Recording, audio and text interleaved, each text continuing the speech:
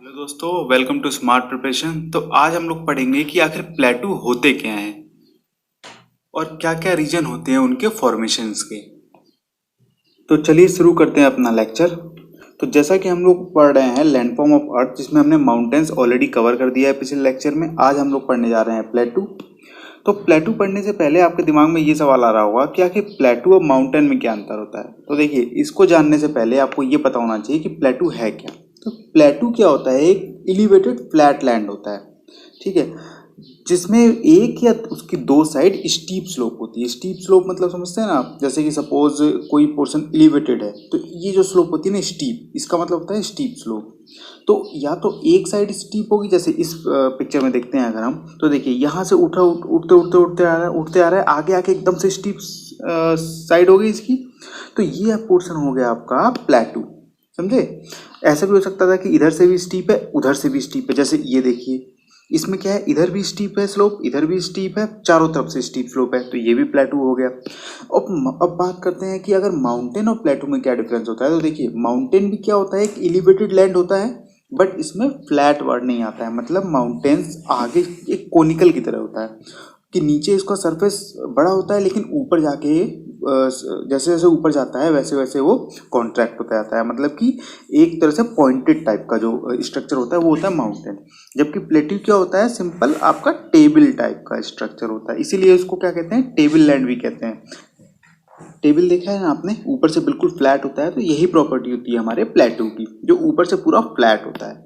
ठीक है, अब बात करते हैं हाइट और एज की। तो हाइट और एज डिफर करता है कि उस प्लेटू की लोकेशन कहाँ है और कब फॉर्म हुआ है वो। तो हाइट की अगर बात करें तो प्लेटू की हाइट 100 मीटर से लेके 6000 मीटर तक होती है। समझ रहे हैं? 6000 मीटर बहुत होता है।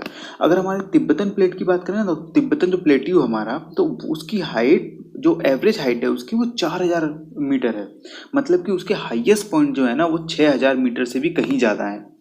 तो हाइट और एज डिफर करती है उनकी लोकेशन और कब फॉर्म हुए उस पर।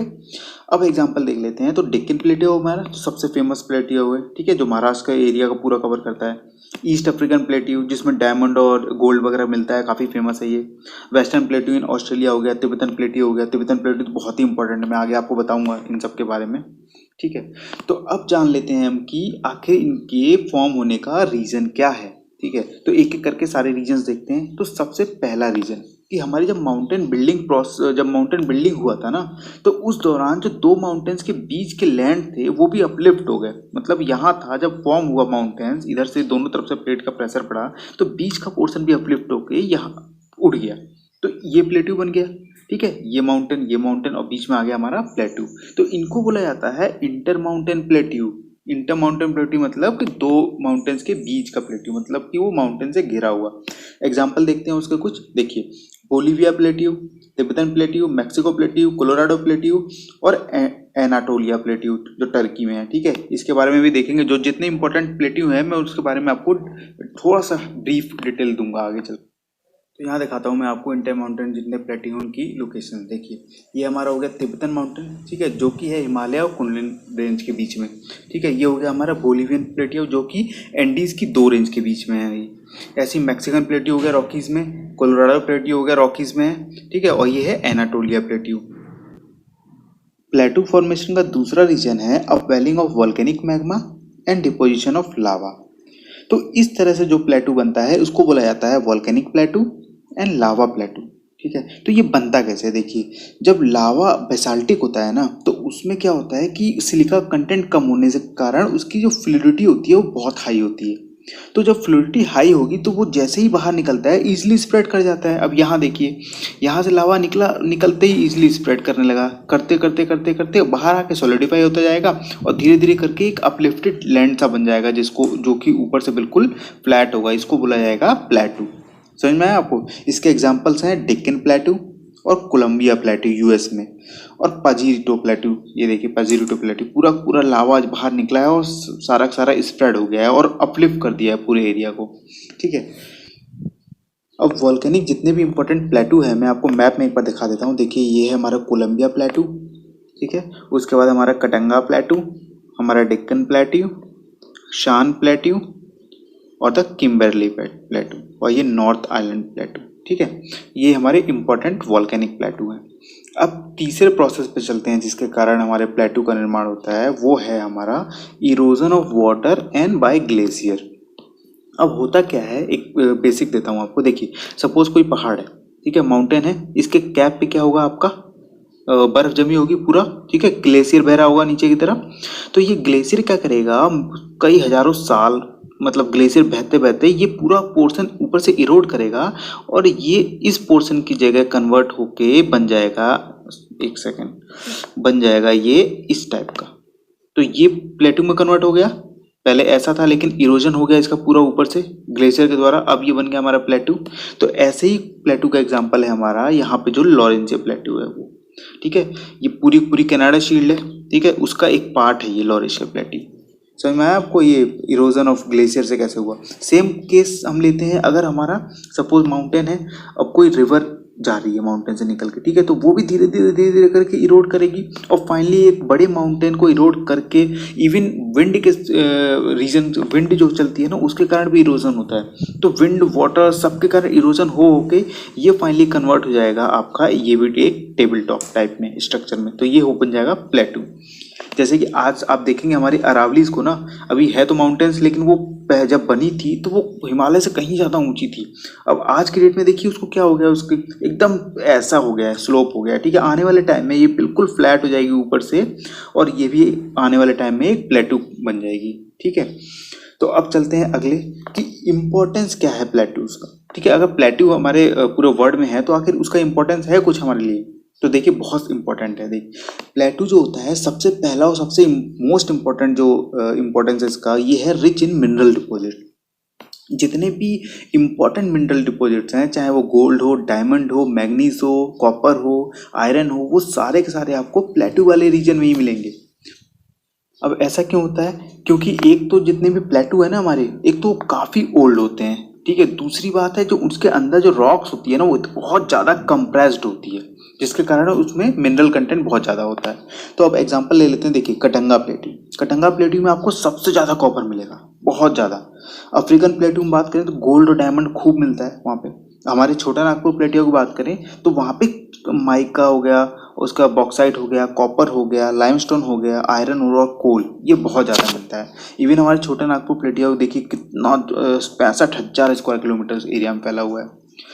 तो अब दूसरा इसका एडवांटेज क्या है, देखिए एक तो प्लेटियो का मैंने बताया था ना आपको कि एब्रप्ट स्लोप होता है, मतलब एकदम स्टीप स्लोप होता है। तो अगर वहाँ से कहीं कहीं आपने देखा होगा कि आपको फॉल्स भी मिल जाएंगे, वाटरफॉल्स भी मिल जाएंगे प्लेटियो में। जैसे कि हमारे अगर हुंड्रा फॉल देखें छोटा नागपुर प्लेटियो में, या जॉग फॉल कर्नाटका में देखें, तो कोई भी वाटर सोर्स अगर उधर से पास होगा तो जैसे स्लोप पे पहुंचेगा तो एकदम एब्रप्ट स्लोप होगी, नीचे की तरफ गिरेगा, तो वहाँ पे हमारे हाइड्रो इलेक्ट्रिक सेंटर बनाने की पॉसिबिलिटी बहुत ज़्यादा होती है।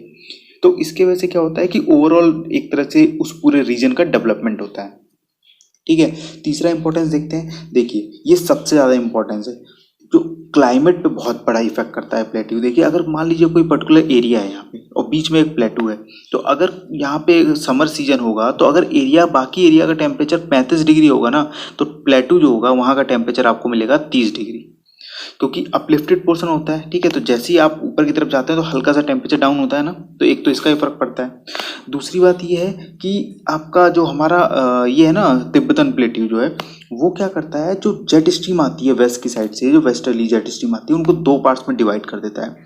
तो एक पार्ट तो हमारे नीचे की तरफ आ जाता है हमारे हिमालय की तरफ, दूसरा पार्ट चले जाता है हमारे तिब्बत प्लेट्यू के नॉर्थ की तरफ। तो वो जो सदर्न वाला पार्ट आता है ना, वो हमारे मानसून के लिए बहुत ज़रूरी है। इसका मैं पूरा डिटेल आपको बताऊंगा जब क्लाइमेटोलॉजी आपको पढ़ाऊंगा, तब एकदम अच्छे से बताऊंगा, मज़ा आ जाएगा आपको सुन के, ठीक है। दूसरा है कि जो हमारा तिब्बत प्लेट्यू है वो समर के सीजन में एकदम हॉट हो जाता है, तो यहाँ पे क्या होता है कि लो प्रेशर क्रिएट होता है। अब ये लो प्रेशर हमारे मानसून के लिए बहुत ही ज़रूरी है दोस्तों, क्योंकि जो हमारे जैसे हमारी ये इंडिया है, ठीक है, यहाँ पे लो प्रेशर हो गया, तो जो यहाँ से ये एयर आती है ना, तो इस लो प्रेशर के कारण ये इसको खींच लेती है, तो यहाँ से हमको दिखता है साउथ वेस्ट मानसून आ गया इस तरफ से, समझ रहे हैं। तो इसके बारे में मैं आपको डिटेल में बताऊंगा क्लाइमेटोलॉजी में। अगला इंपॉर्टेंस है प्लेट्यू का कि इसके जो सॉइल होते हैं ना, जैसे ब्लैक सॉइल है हमारे डेक्कन में, वो काफ़ी रिच होता है न्यूट्रिएंट में, जिसमें कि कॉटन और शुगर केन बहुत ही बड़ी मात्रा में पैदा किया जाता है। तो एग्रीकल्चर ही हमारे लिए अच्छा होगा ये, ठीक है। और लास्ट पॉइंट है कि देखिए हमारे जो वाटर सोर्स होता है ना, जैसे अगर एग्जांपल लेते हैं हम तिब्बत प्लेटियो को, तो वहाँ से कितनी सारी नदियाँ निकलती हैं भाई, ब्रह्मपुत्र, इंडस, इवन आपकी म्यांमार की भी काफ़ी सारी नदियाँ वहाँ से निकलती हैं। तो बहुत जो यही नदियाँ हमारे इंडिया में आती हैं, पाकिस्तान में जाती हैं, म्यांमार में जाती हैं, बांग्लादेश में भी आ रही हैं। ठीक है, तो बहुत सारे जो पॉपुलेशन है ना, उनके लिए वो पीने का सोर्स है पानी जो ऊपर से आ रहा है। बहुत सारे लोग नदी का पानी पीते हैं क्योंकि वो प्योर वाटर होता है। ठीक है, तो इसके लिए ये इंपॉर्टेंस है। तो ये मेन 5 इंपॉर्टेंस है प्लेट्यू का। अब हम जानते हैं एक एक करके जितने भी हमारे इंपॉर्टेंट प्लेट्यू है उसके बारे में आपको एक हल्का सा ब्रीफ देता हूँ ताकि आपको नॉलेज के लिए याद रहे। देखिए सबसे पहले हमारा आता है तिब्बत प्लेट्यू। तो तिब्बत प्लेट्यू को हम लोग बोलते हैं रूप ऑफ द वर्ल्ड। ठीक है, उसके बाद इसके स्ट्रेचेस की बात करें तो देखिए नॉर्थ साउथ में 1000 किलोमीटर, ये 1000 किलोमीटर होगा, और ये होगा हमारा 2500 किलोमीटर ईस्ट से वैसा अगर नापे तो। और इसकी एवरेज मैंने आपको ऑलरेडी बता दिया था 4000 मीटर होती है इसकी एवरेज हाइट, लेकिन कहीं कहीं 6000 से भी ज़्यादा है तो कहीं कहीं 2000 भी है। ठीक है, उसके बाद ये जो प्लेटू है ये इंटर माउंटेन मैंने बताया था आपको, एक तरफ हिमालय है दूसरी तरफ कुनलुन माउंटेन है। ठीक है, ये फॉर्म हुआ था हमारा जब हमारा इंडियन प्लेट यूरेशियन प्लेट एक दूसरे से कोलाइड किए थे, तब फॉर्म हुआ था ये प्लेट्यू। ठीक है, इसका इंपॉर्टेंस क्या है हमारे मानसून पे मैंने आपको ऑलरेडी बता दिया है, पूरी डिटेल में आपको क्लाइमेटोलॉजी में बताऊंगा। और ये बहुत सारे रिवर्स का सोर्स भी है जिसके कारण बहुत लोगों को फ्रेश वाटर प्रोवाइड करता है। तो ये है तिब्बत प्लेट्यू। अगला इंपॉर्टेंट प्लेट्यू है कोलोराडो प्लेट्यू जो कि यूएसए में है। ठीक है, ये प्लेट्यू एग्जाम्पल है इंटर माउंटेन प्लेट्यू का। ठीक है, रॉकीज के बीच में बना हुआ है, मैंने ऑलरेडी आपको बताया था अभी। तो ये क्या है, यंग प्लेट्यू है अगर इन कंपैरिजन बात करें बाकी प्लेट्यू से तो। ठीक है, अब इसमें एक चीज आपने सुना होगा मीजा एंड बट टाइप की टोपोग्राफी मिलती है इसमें। अब ये मीजा एंड बट क्या है, देखिए बट क्या होता है ना, जनरली कोई प्लेट्यू का जो कोई पर्टिकुलर छोटा सा पोर्शन रहता है ना और एक बड़ा पोर्शन रहता है, तो छोटे वाले को बट कहा जाता है, बड़े वाले को मीजा कहा जाता है। सिंपल यही है, इसमें ज़्यादा कुछ नहीं है, बस इतना याद रखिएगा कि जो छोटा हाइट में भी छोटा होता है वो और एरिया में भी छोटा होता है, और मीज़ा हाइट में बड़ा होगा एरिया में बड़ा होगा तो इसको मीज़ा कहते हैं। अगले प्लेटू की तरफ चलते हैं, पैटागोनिया प्लेटू जो कि अर्जेंटीना में आपको मिलेगा, साउथ में देखेंगे तो इसको ये क्या है, रेन शेडो डेजर्ट प्लेटू बोला जाता है इसको। क्यों, क्योंकि यहाँ पे हमारे क्या है, एंडीज हैं, यहाँ से जब एयर आती है तो यहीं पे सारा अपना मॉइस्चर शेड कर देती है, वो यहाँ पहुँचती है तो उसके पास बिल्कुल भी वाटर नहीं होता है, इसलिए यहाँ पे रेन शेडो जोन बोला जाता है इसको। ठीक है, लेकिन एक चीज़ यहाँ पे बहुत अच्छी है कि एक तो मिनरल बहुत पाया जाता है, दूसरा जो यहाँ के लोग होते हैं ना उनकी मिनिमम हाइट होती है 6.1, मतलब 6.1 तो नॉर्मल 6 फुट का तो सब लोग मिलेंगे यहाँ पे। ठीक है, ये होता है हमारा पैडमोंट टाइप प्लेटियो। और पैडमोंट टाइप प्लेटियो क्या होता है, जिसमें एक तरफ पहाड़ होता है और दूसरी तरफ या तो प्लेन होगा नहीं तो आपका ओशियन होगा। तो इसमें देखिए ओशियन आ रहा है एक तरफ एंडीज पहाड़ आ रहा है, तो इसको पैडमोंट टाइप ऑफ प्लेटियो कहा गया है। अगला चलते हैं एल्टीप्लानो प्लेटियो जो कि हमारा बोलीविया में है। अब ये क्या है, देखिए ये रही इसकी, ये हमारा साउथ अमेरिका है, ये एंडीज हो गया हमारा। ठीक है, ये रिलोकेशन ये हमारे क्या है, एंडीज की 2 रेंज के बीच में। ठीक है, जब एंडीज फॉर्म हुआ था ना तो उसके बीच का पोर्शन अपलिफ्ट हो गया और ये बन गया हमारा एल्टीप्लानो प्लेटियो, इसलिए इसको इंटर माउंटेन प्लेटियो भी कहा जाता है। इसमें टिन का रिजर्व बहुत ज़्यादा पाया जाता है। ठीक है, अब चलते हैं एनाटोलिया प्लेटू जो कि टर्की में है। ठीक है, ये इंपॉर्टेंट है क्योंकि यहाँ से 2 जो टर्की की फेमस रिवर हैं, टाइग्रिस एंड यूफ्रेट्स रिवर, ये फ्लो करती हैं। ठीक है, तो इसको याद रखिएगा कि ये टर्की में है। तो फाइनली एक बार रिवाइज कर लेते हैं हमारे जहाँ जहाँ हमने देखा था इंपॉर्टेंट। देखिए कोलंबिया प्लेट्यू, ये रहा कोलोराडो प्लेट्यू, मैक्सिकन प्लेट्यू। ठीक है, उसके बाद लॉरेशिया प्लेट्यू, ये हमारा था एल्टीप्लानो प्लेट्यू जो 2 एंडीज के बीच में बताया था मैंने आपको। ये पेंटागोनिया वाला है जो कि डेजर्ट प्लेट्यू था। ठीक है, यहाँ पे देखिए आपको कटंगा प्लेट्यू आ गया, ईस्ट अफ्रीकन प्लेट्यू आ गया, इथोपियन प्लेट्यू, और इम्पोर्टेंट है आपका डेक्कन हो गया हमारा, तिब्बत तो है ही है, लोएस प्लेट्यू। ठीक है, एनाटोलियन प्लेट्यू जो हमारा टर्की वाला था, उसके बाद स्पेनिश। ठीक है, तो ये सारे इंपॉर्टेंट हैं, आप एक बार देख लीजिएगा। तो अब इंडिया के फेमस प्लेट्यू देख लेते हैं। देखिए पहला डेक्कन प्लेट्यू, ये रहा हमारा पूरा महाराष्ट्र वाला एक एरिया है वो डेक्कन प्लेट्यू। उसका कर्नाटका प्लेट्यू जस्ट उसके नीचे वाला पोर्शन कर्नाटका प्लेट्यू है। फिर तेलंगाना प्लेट्यू जस्ट उसके ईस्टर्न साइड वाला प्लेट्यू तेलंगाना प्लेट्यू है। उसको आता है मालवा प्लेट्यू, मालवा प्लेट्यू है आपका ये वाला पोर्शन। ठीक है, जो एमपी वगैरह में आता है। उसके बाद आपको बुंदेलखंड प्लेटू जो कि यूपी और इधर एमपी के बॉर्डर टच करता है, ठीक है। उसके बाद आता है छोटा नागपुर प्लेट्यू। छोटा नागपुर प्लेट्यू ये है जो आपका झारखंड और ये क्या कहते हैं छत्तीसगढ़ एक एरिया कवर करता है, और यहीं पे इसका यहाँ कहीं है हजारीबाग प्लेट्यू, ठीक है। उसके बाद आता है दंडकारण्य प्लेट्यू, ये रहा आपका दंडकारण्य प्लेट्यू। उसके बाद शिलोंग प्लेट्यू आ गया आपका, ये रहा मेघालय में। उसके बाद बघेलखंड प्लेट्यू आ गया आपका, ये जस्ट बुंदेलखंड के नीचे बघेलखंड है। उसका मेवाड़ प्लेट्यू आपका पड़ेगा यहाँ पे मालवा प्लेट्यू के इस तरफ कहीं मेवाड़ प्लेट्यू है, ठीक है। तो ये याद रखिएगा हमारे इंडिया के इंपॉर्टेंट प्लेट्यू।